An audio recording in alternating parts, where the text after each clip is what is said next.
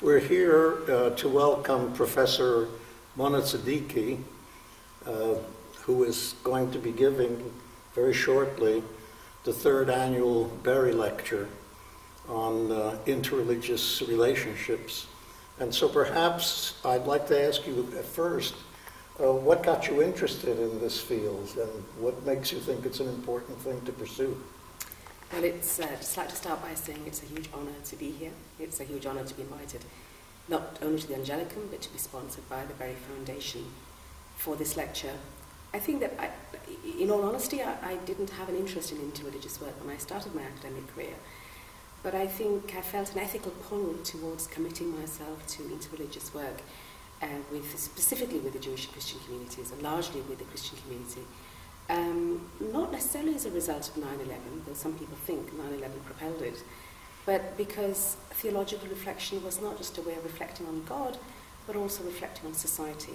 And I think all of us who are committed to working with faith or faith really have to think about not just reflecting on society, but how we mend society. So that's really where my interest lies. And do you think that the studies that we're sponsoring here, like we have this fellows program where we give scholarships to students, priests mainly, throughout the world, we're going back to their parishes and schools to teach how to work together with other religious groups. Do you think that this is a move in the right direction? Do you think that it will have a definite impact?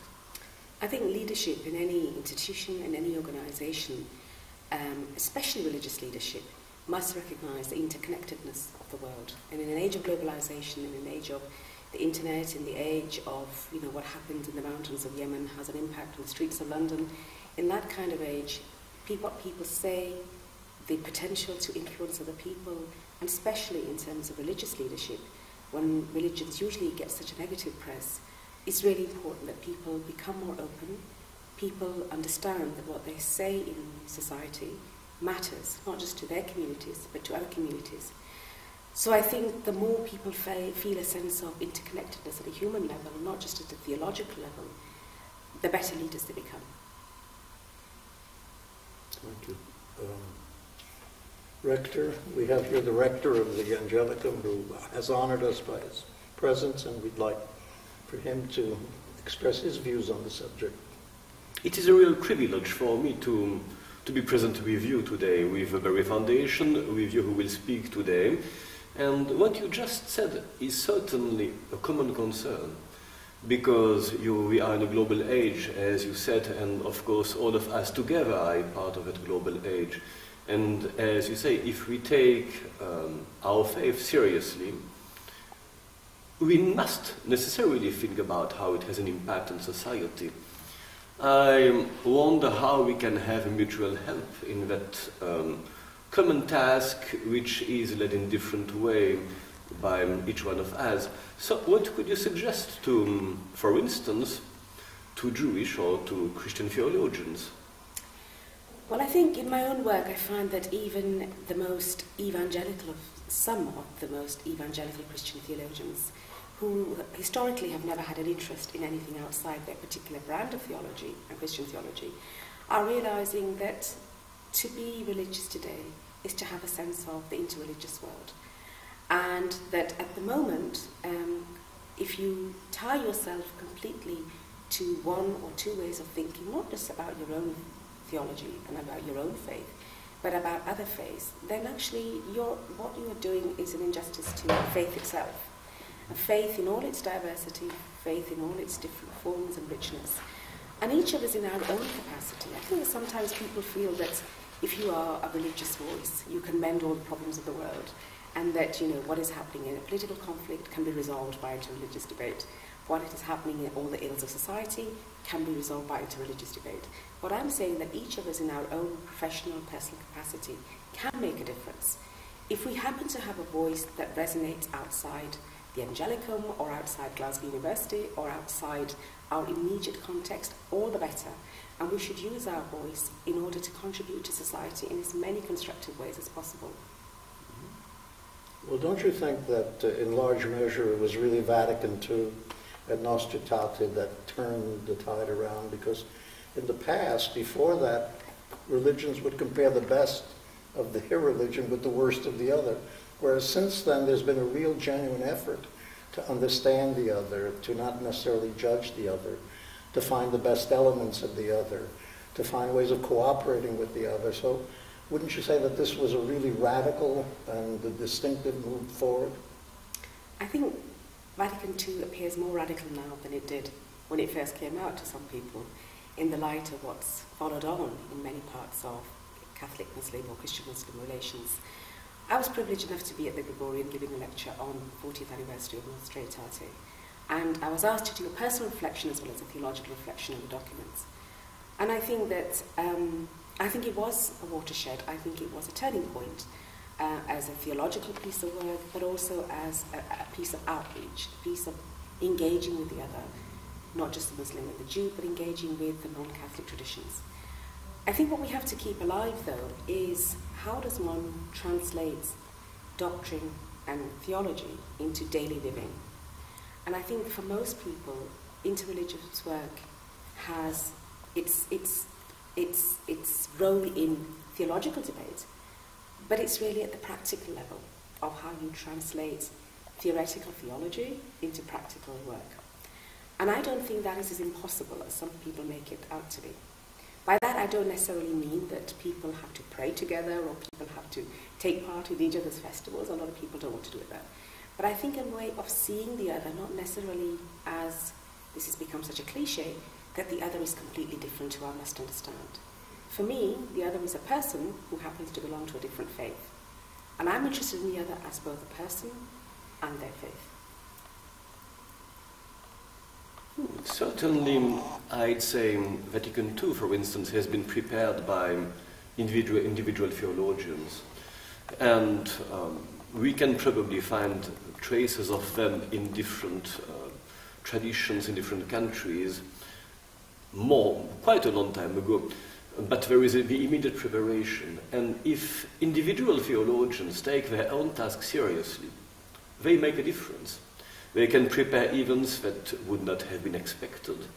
And they can help them change because, as you said, in many cases, beautiful texts or documents can be written, above all in terms of dialogue, for instance, but if nobody knows about them or can understand them, which requires some kind of specific explanation to them, documents are not enough. Well, one of the things that I thought did take some of the teachings of Vatican II and made them much more available throughout the Catholic world was the Universal Catechism, the new Universal Catechism, which has, especially with respect to Judaism, some very distinctive and important contributions, specifically dealing with even the question of salvation. Is there salvation outside of the church? The Catechism specifically asks that question and shows that absolutely it's true. There can be, if a person lives a moral life and in good conscience functions the way they believe. Now, that's not just a document that's in a library someplace. That is basically something that's being sent all over the world. And I know in the United States, we've had classes. I had over 14 conferences dealing with this new and really remarkable work. And so here's an example of bringing it. And then as our students become ecumenical officers in the various parishes where they go, they will take this teaching and they also will bring it to the grassroots level. So it's not simply among the theologians. Right? And that's why it's important that people understand that, to the outside world, that people understand that different religions have different perspectives on these crucial issues about salvation, but that within these religious traditions, people are trying to make an effort to try and understand each other better, not necessarily in a kind of glib way, that if I've read your theology or if I've read your scripture, I can understand it. But actually, the most challenging thing is, how do I understand my own faith better as a way of trying to understand your faith? Because the questions that are important to you, theologically, might not be the same questions that are important to me. But the questions about how we relate to each other, about how we make society a better society, about how we help people in deprived areas, people who are on the margins of life, those are common to all of us. And if our theology can help us understand that, then it's not necessary that we try and kind of pinpoint exactly what do you feel about this, this and this and this before I talk to you. It's enough that we are heading in the right direction in order to create a better society. Well, if people are happy, that helps. And one of the elements of happiness is to be happy with our life in the religious field.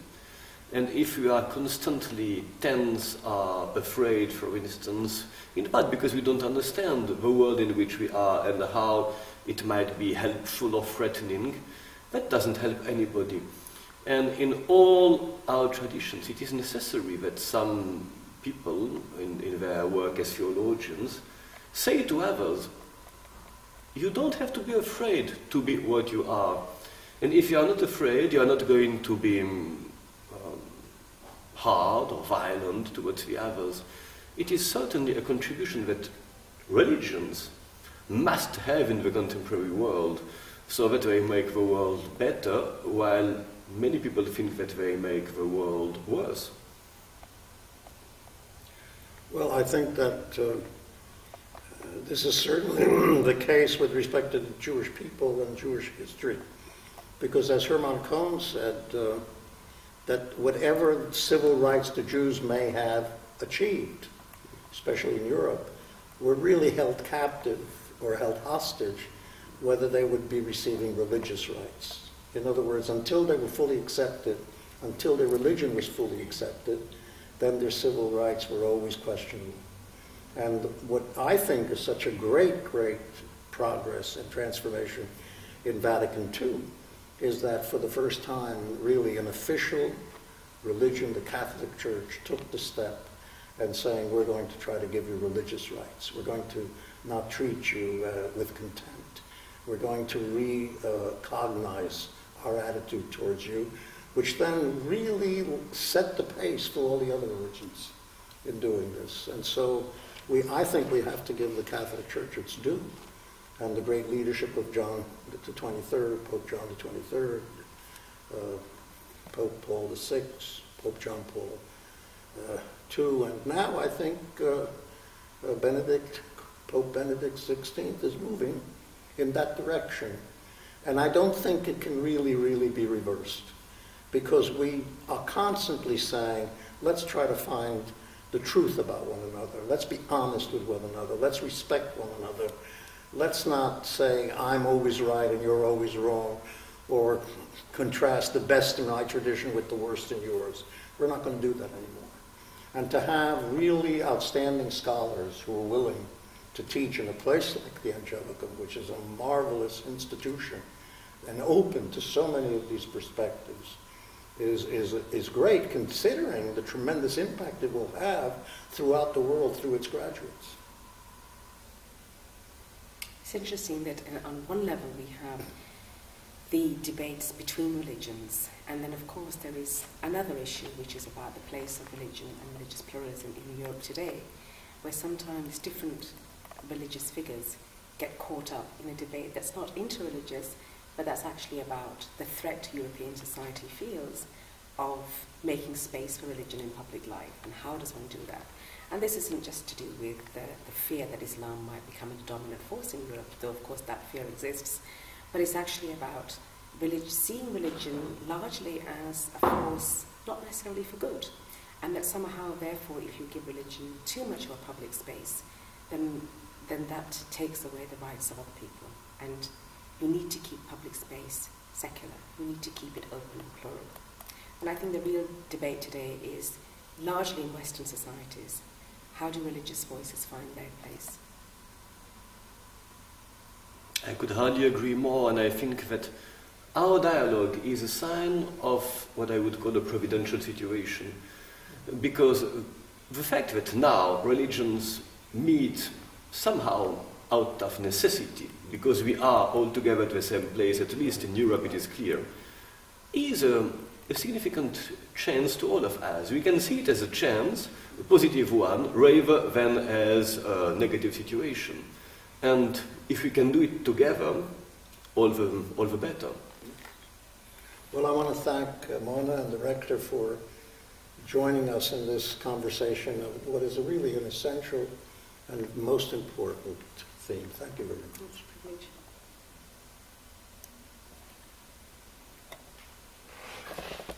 Thank you. Okay. Yep. Thanks, Anna. Thank you. I'd like to thank you very, very much.